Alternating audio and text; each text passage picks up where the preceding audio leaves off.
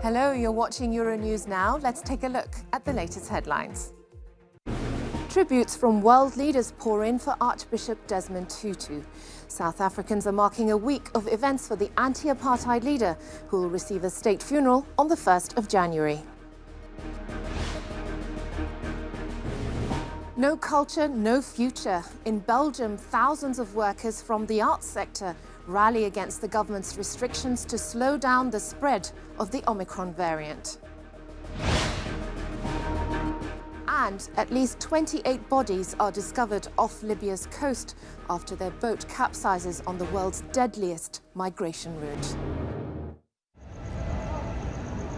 Across Cape Town, a homage to Archbishop Desmond Tutu, the South African anti-apartheid icon who has died aged 90. Buildings were lit up in purple after his famous bright clerical gown. Tutu won the Nobel Peace Prize in 1984 and battled pancreatic cancer for 20 years.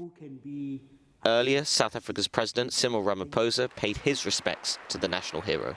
He knew in his soul that good would triumph over evil, that justice would prevail over iniquity, and that reconciliation would prevail over revenge and recrimination.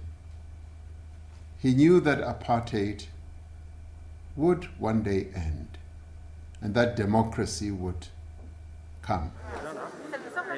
Tutu coined the term Rainbow Nation to describe South Africa, and in 1996 led a harrowing journey into the history of apartheid as the head of the Truth and Reconciliation Commission. Outside his long-term residence in Soweto, locals gathered to bid him farewell.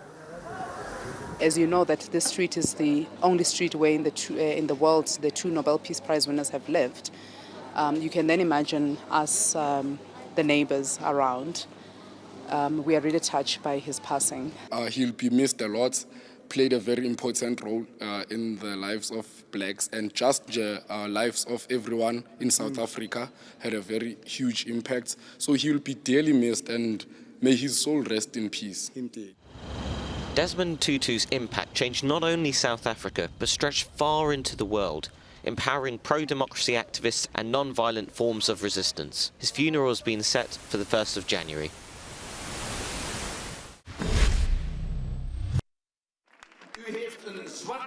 In Belgium, thousands of people have been protesting against the government's decision to shut down the country's cultural activities to stem rising cases of COVID-19. From actors and performers to event organisers, the cry for cultural venues to remain open was the same.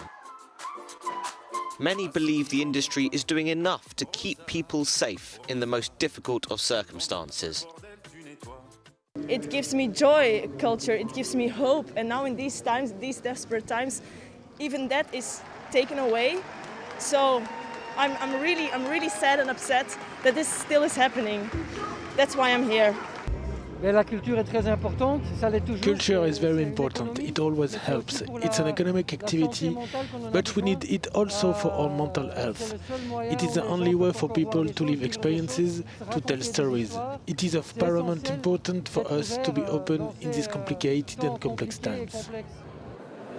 In Brussels, several cinemas and theatres say they will risk fines, but will not follow the rules. The new restrictions come despite a steady decline in the number of hospital admissions for COVID-19 in Belgium over recent weeks. But the government says the extremely virulent nature of the Omicron variant has forced it to take preventative measures. According to organisers, up to 15,000 people took part in the demonstration, and further protests are planned.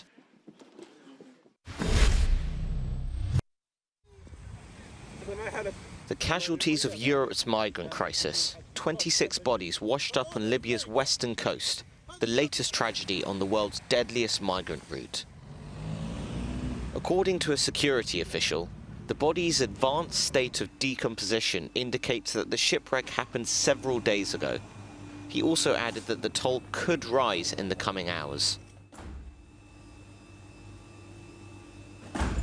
Of course, the refrigerator of the Homs hospital can deal with fresh corpses, but decomposing corpses are difficult to work with and to store in the refrigerator. Now the bodies are in the refrigerator, and God willing, they will be shown to the coroner tomorrow. Some were luckier. Recently, a rescue ship disembarked in Sicily, bringing 214 people to safety. For them, the ordeal is over.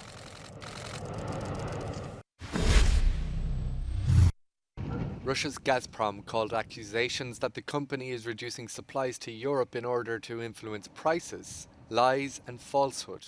Moscow says this year's contracts are in some cases even bigger than last year's. But many countries have already received the full volumes they paid for.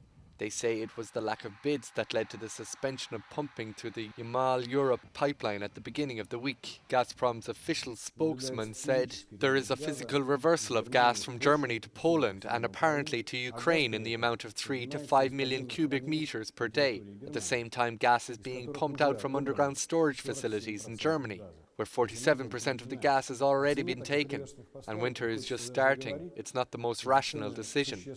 I don't even want to speak about the price of such reverse deliveries. These prices are significantly higher than the prices for contract volumes provided by Gazprom. All the problems in Western Europe are created by themselves. It is better to look at the mirror.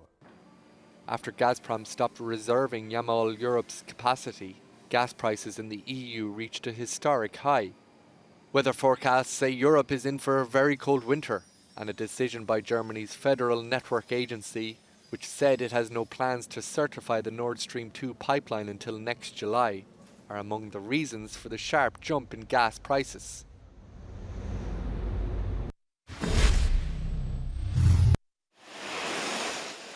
London was quiet as COVID fears hit the traditional Boxing Day sales.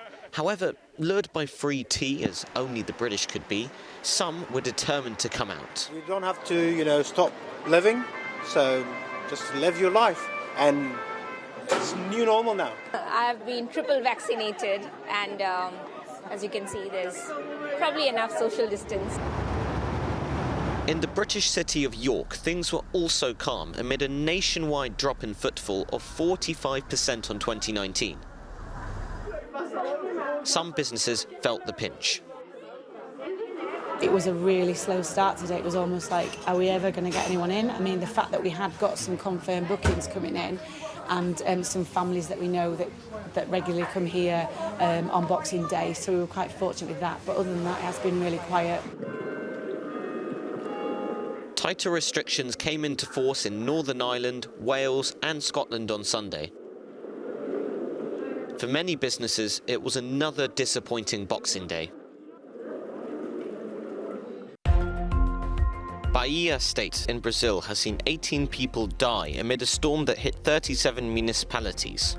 Heavy rains have persisted since November. More than 11,000 people have also been displaced, with authorities scrambling to provide relief to those who have fled. December rainfall in Bahia's capital, Salvador, was 250 millimeters, 5 times the historic average. Fires in Argentina's Patagonia region have destroyed thousands of hectares of forest, authorities say.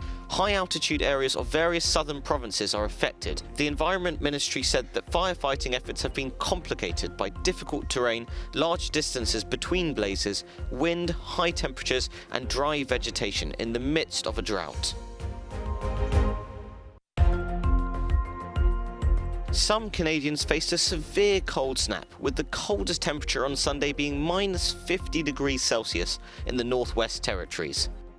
An extreme cold weather warning was in effect for many places, including the city of Saskatoon. The warning was issued due to risks to health, such as frostbite and hypothermia.